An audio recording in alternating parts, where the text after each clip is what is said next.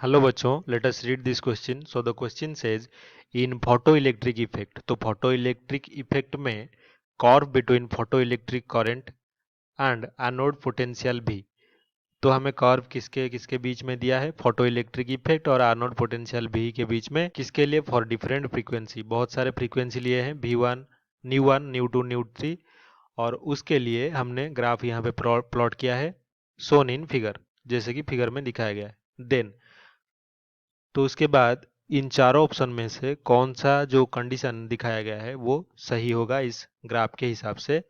तो पहला ऑप्शन जो है, nu is greater than nu is greater than nu, या फिर nu less than nu less than nu, या फिर तीनों जो फ्रीक्वेंसी है वो इक्वल होंगे, या फिर न्यू1 ग्रेटर देन न्यू2 और न्यू2 लेस देन. तो सबसे पहले यहाँ पे की कॉन्सेप्ट जिस पे ये क्वेश्चन आधारित है वो जानना जरूरी है. तो ये है हमारा इक्वेशन ऑफ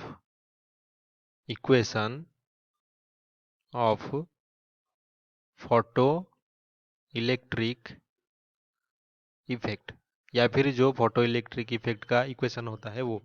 तो वो क्या होता है हमें पता है, हमेशा energy of photon H new होता है.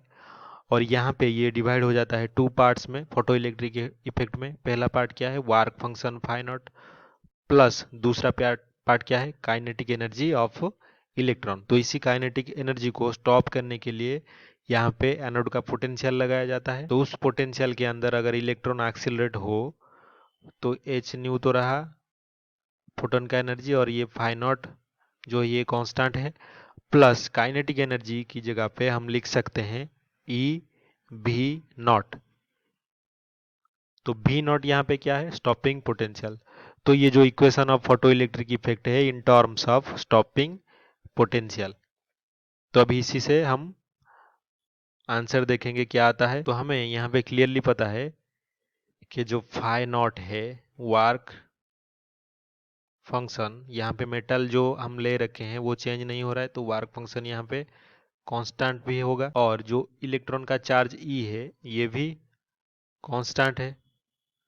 तो क्लियरली यहाँ पे जो एच है प्लैंक्स कांस्टेंट, ये भी एक कांस्टेंट है, प्लैंक्स कांस्टेंट.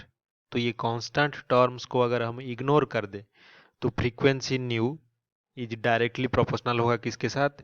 अगर इक्वेशन को देखें तो भी नॉट के साथ, डायरेक्टली प्रोपोर्शनल टू भी नॉट. तो भी नॉट जितना ज़्यादा होगा फ्रीक्वेंसी भी उतना ज़्यादा होगा. तो यहाँ पे ग्राफ में सबसे ज़्यादा फ्रीक्वेंसी किसका होगा? जिसका पोटेंशियल स्टॉपिंग पोटेंशियल ज़्यादा है.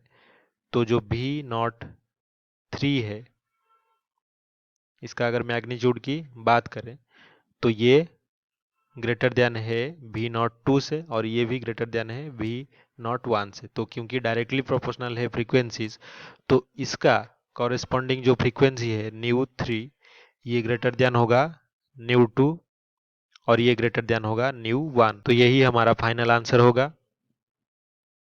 अगर ऑप्शन में से देखा जाए तो पहला ऑप्शन क्या है? New 1 is greater then new 2.